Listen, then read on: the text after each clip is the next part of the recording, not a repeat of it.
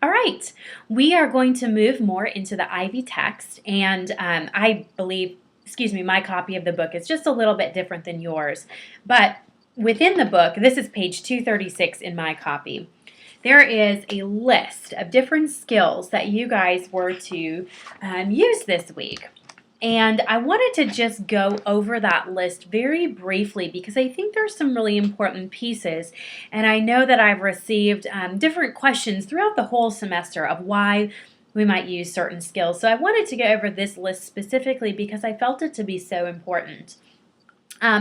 There's two skills at the top, role playing and imagery, that I wanted to talk about. And I know this is actually a very uncomfortable topic for most people when they talk about role playing.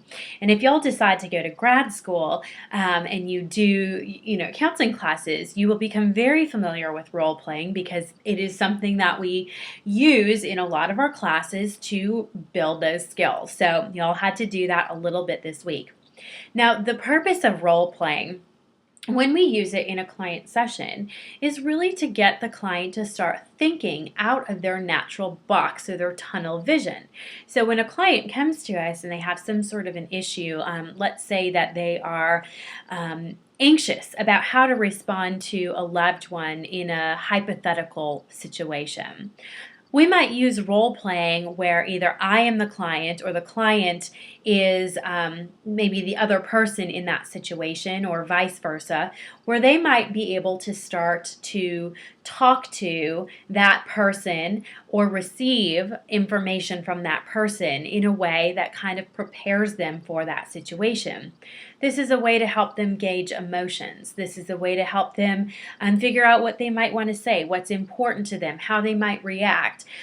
You can come up with worst case scenarios. If this happens, how would you react to that? If your goal is to not get angry and explosive, what might you do if these trigger words are said?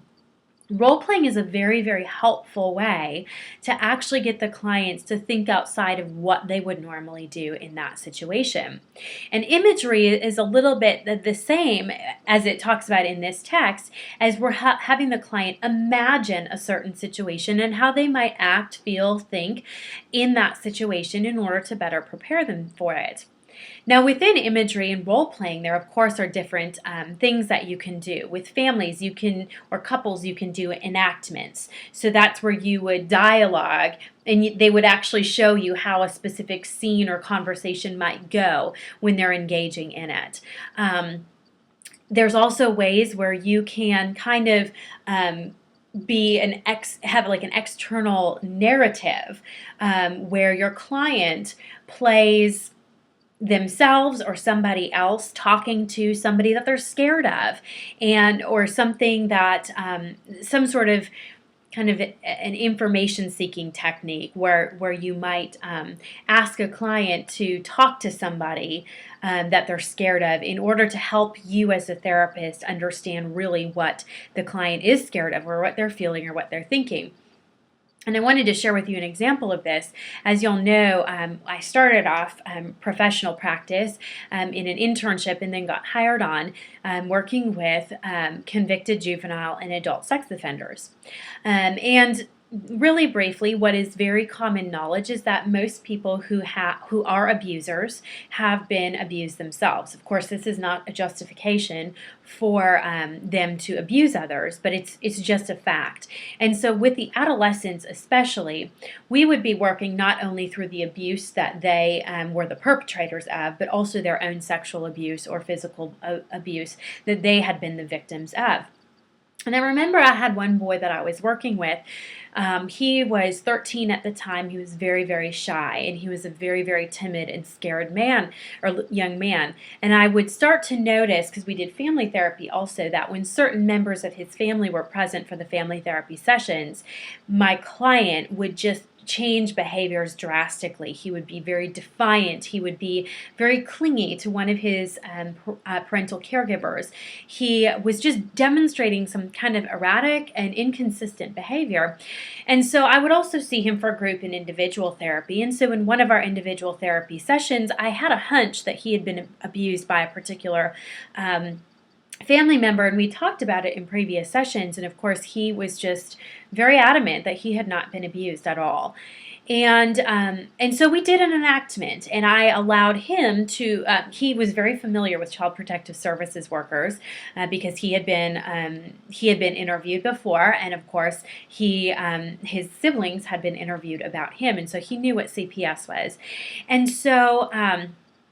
We created a scenario where he created this, and I participated with him. He was a CPS worker who was also a therapist, and I was his father, and I was to play the role of his father. Now, at this point, I did not know for certain that his father had abused him. I only had a hunch.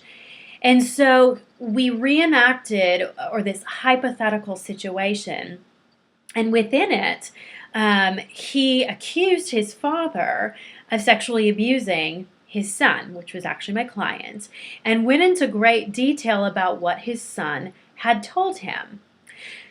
So in all of this, I'm pretending to act like the father, and of course I'm denying this and everything like that. And when the scene ended, we went back and processed that, and what he was able to say, or what we were able to discuss, was that the things and the questions that he was asking about were actually the things that happened to him. It was a very, very powerful way that he was almost able to take a third person or external stance and disclose his abuse in a way that felt more comfortable and less scary to him. That was a beautiful way that we use role playing and enactments. So I just wanted to give you that as kind of an example. Behavior charting, we'll come back to progress notes, but behavior charting is one that, of course, the Clinton text talks about a lot, and a lot of cognitive behavioral or behavioral therapists or people working with families are going to be very much interested in behavior charting, and this is a way that you can keep track of the negative behavior that you're trying to work on and potentially eliminate and or change. Homework is something that's really important because this is the way that you can get your clients thinking in between sessions about the things that you're talking about in session. I always let my clients know my goal is not to keep them in therapy for the rest of their lives. And so in that, I assign them small tasks to do between our sessions so that while we have space from our sessions, they are actively working on the things that they're wanting to work on in their sessions. They can then bring that back, we discuss it, and continue taking steps. Homework is never supposed to be very, very difficult. It can be very creative. And again, it's just a meaningful way to help your client bring what's in the session outside of the session and into their regular lives. Family or group counseling, of course, is something that many of you will undertake, or perhaps you've been familiar with in your own lives. As systemic therapists, so this is going to be a marriage and family therapist, which is what my degree is in. As systemic therapists, one of the beautiful things is that we can involve the entire system into the counseling process. Now, of course, you want to use your discretion. But for instance, I have a gentleman that I work with who is engaged to be married and has a very, very volatile ex-wife. And I wasn't quite sure that I was getting all the information, but as a systemic therapist, it was very appropriate for me to ask that his fiance come into the session and give her take of the actual situation. It's also very appropriate that I could invite his children into the session and ask them their opinion of what's going on. That's not necessarily going behind my client's back because, of course, I would have his permission before I would invite them into session. But this is a way that we can gauge the entire system to get a fuller picture of what's going on. And that's what family or group counseling can do. And the final one on there is follow-up and support. Of course, it's our job as therapists to make sure we're never leaving our clients hanging. So if a client indicates that they're ready to be done with treatment or that you're just maybe not the right fit for them, which is definitely okay, it is our job to at least provide them with options or the possibility of options as they move on from therapy. So we can always offer them referrals, resources, things like that, as well as continuing to keep the door open by letting them know if they ever want to come back to therapy or they do want a list of referrals that you would be happy to walk down that road with them. Now, a quick note back up to progress notes. That's something that is very, very important in the counseling world because this is the way that you track yourself and can keep yourself accountable. Now, of course, if you're working for a ministry, an organization, community mental health agency, those sorts of things, there's usually a very specific way in which they have you keep track of notes. And of course, you would want to adhere to whatever that is. One thing that you need to be aware of is the difference between progress notes and process notes. There actually is a very big difference. Process notes are the notes that you would keep in session. This would be just thoughts that you might have, areas that you want to explore more, directions that you're going to go, maybe your homework assignment, areas that you want to hit in the next session or come back to at a later time. This is just kind of your way of keeping track. And I will say the more clients you have on your load, the better it is to keep track of what each client says, so that you're not having to rack your brain in the session as far as what was said the last time, and really kind of trying to keep track of 17 to 20 people's stories. So process notes are very helpful. Progress notes are what you're going to keep in their professional file. These are the notes that can be subpoenaed by court. These are also notes that if your client were to ever request their file, they would have access to these. I work with a lawyer to make sure that the notes that I keep in my client's file are thorough but very general.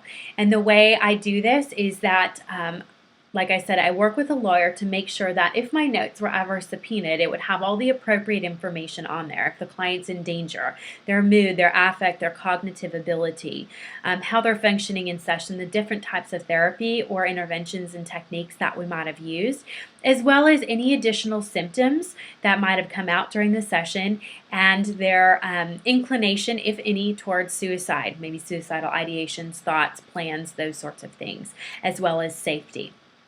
Those, if you were to see my notes, you would see a lot of check marks, circles, those sorts of things, very little writing. But this is my way of keeping professional notes, and this is how most lawyers would also suggest that you keep those notes. So they're specific but general. So I think that's it for the note taking. But again, if you're working for a company instead of yourself, of course, you're going to adhere to whatever form of note-taking they require.